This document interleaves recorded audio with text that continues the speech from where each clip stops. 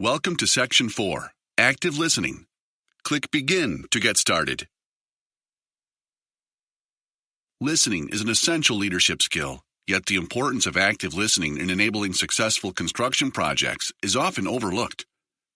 Have you ever heard your team members say, "I got this," only to realize later that they misunderstood your request, or else avoided expressing issues or concerns they had? Active listening will help you cultivate a greater awareness of what's being said.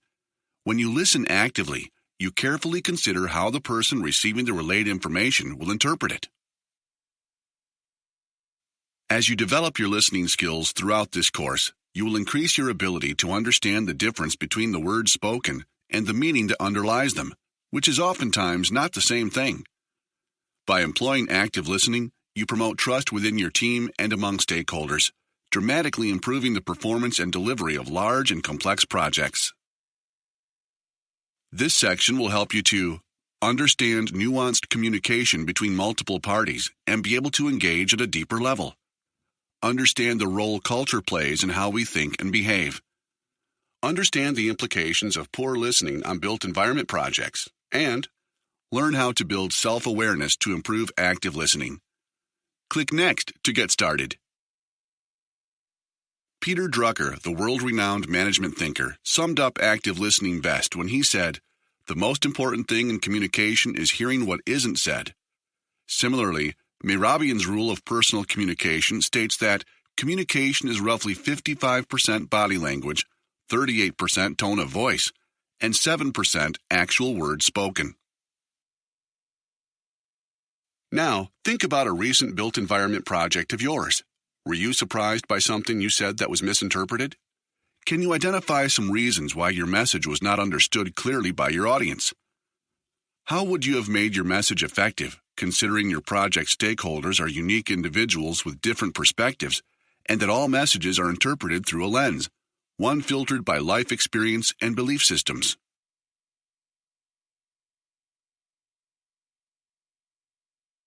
Let's start by understanding how communication flows. There are 4 elements behind every message we share: the sender, the receiver, the channel, and the message. How we send, receive, and understand information using this flowchart is as much subjective as it is objective.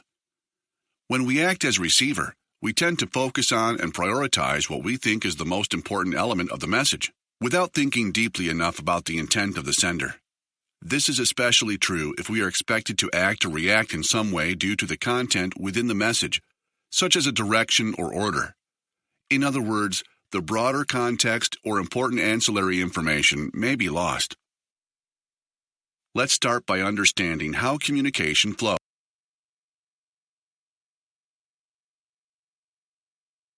Let's start by understanding how communication flows.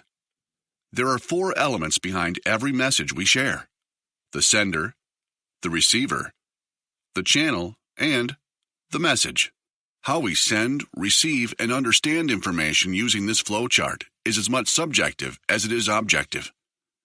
When we act as receiver, we tend to focus on and prioritize what we think is the most important element of the message, without thinking deeply enough about the intent of the sender. This is especially true if we are expected to act or react in some way due to the content within the message, such as a direction or order. In other words, the broader context or important ancillary information may be lost. The ability to communicate effectively stems from understanding the following 3 principles. Consider personal traits when transmitting a message. What the sender says may not be the same as what the receiver hears, and the listening skill is essential to both the sender and the receiver.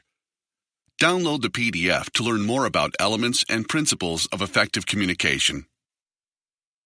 When communicating, be aware that different cultures express and transmit their ideas differently. Take note of differences in how people emphasize context, body language, gestures, and energy when communicating. To do this, you may need to observe unique and subtle coding to decipher the essence of a message. On the other hand, some cultures prize verbal communication over nonverbal communication. Aiming to keep things short and simple, they tend to say what they mean. As a leader, your success ultimately relies on the interpersonal relationships you form among your team, stakeholders, and customers. Without active listening, these relationships are much harder to develop because you might not understand the problems at hand or be able to acknowledge them in a positive way. As mentioned earlier, miscommunication is often due to the receiving party misunderstanding the intention of the message. Both the listener and the receiver are responsible for determining when the message being conveyed has a completely different meaning, or whether a message the same in meaning was merely misinterpreted. As project manager, you should apply active listening to recognize when the same words do not carry the same meaning across both parties, the sender and the receiver. Let's take a look at a real-world example of how active listening impacts results. This case study example highlights the importance of active listening and communicating in an appropriate manner. Take a moment to read through it to learn more.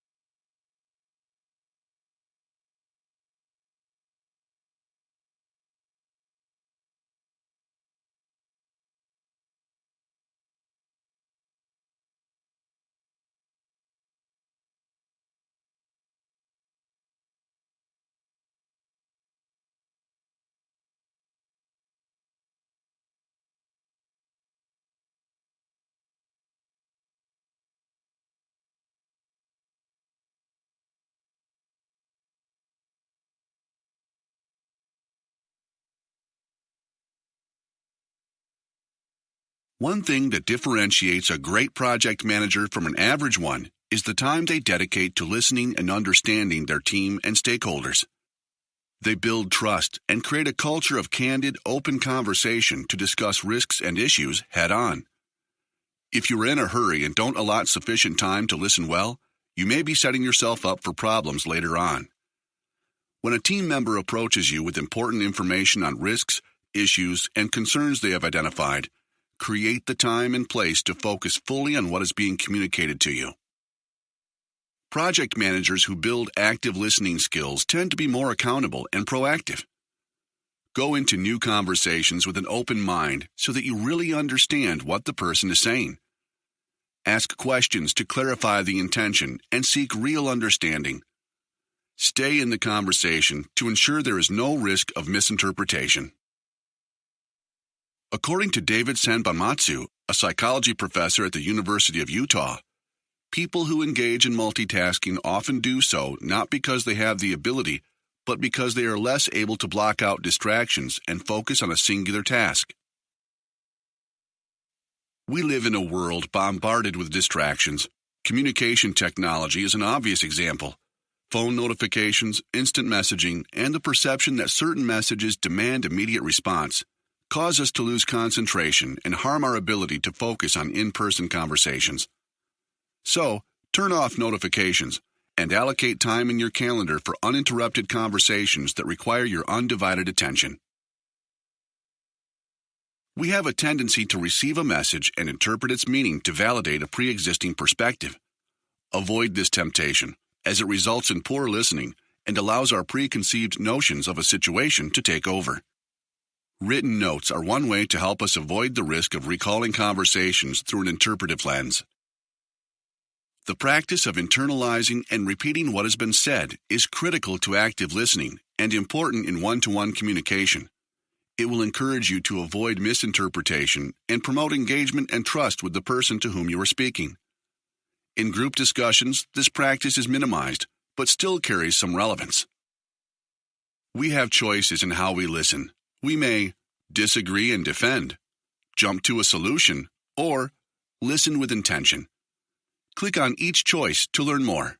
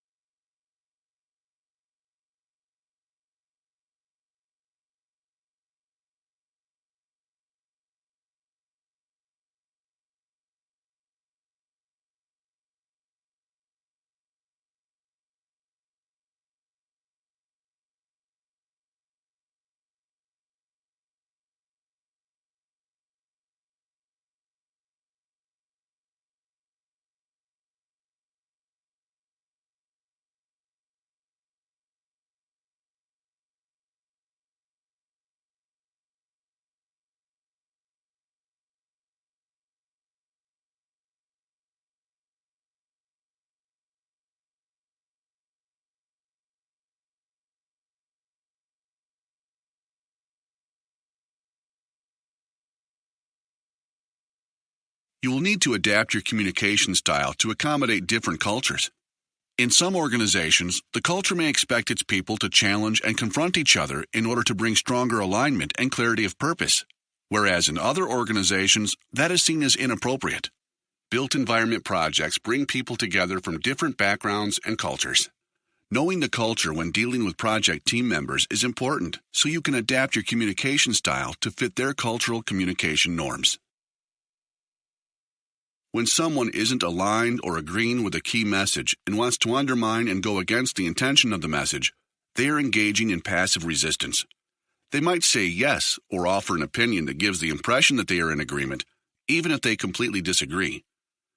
If you sense this is happening, you can either continue the conversation by asking questions that delve beneath the surface response to further probe and bring out their real intentions, or else choose to avoid confrontation but decide to confront the issue through a more robust stakeholder management process. Some people are more comfortable dealing with requests that are broadly defined and built on a shared understanding of desired outcome. Other people get frustrated with tasks that don't define details clearly and instead appear vague. It is important for you to understand your team's ability to handle ambiguity when selecting team members and allocating workflows. Engineering and construction projects consist of several large and complex tasks, each of which needs to be allocated to different team members. Team members typically don't have time to work through the specifics and instead expect discrete requests that are outcome-driven. Let's take a moment to see what you've learned. Click Next when you're ready.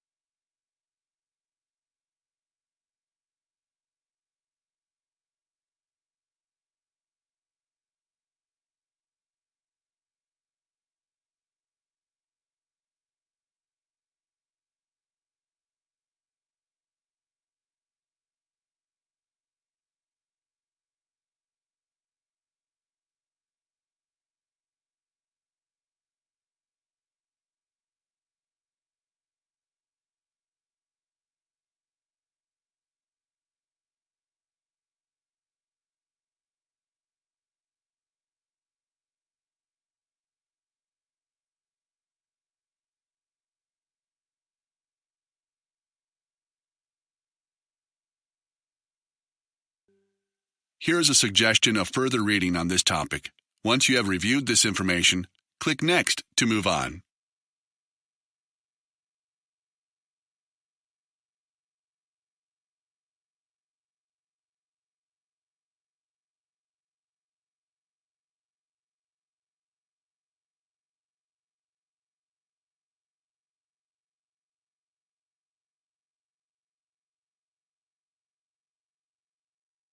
You have now completed active listening. In the next section, you will learn how to establish governance structures for your projects. See you there.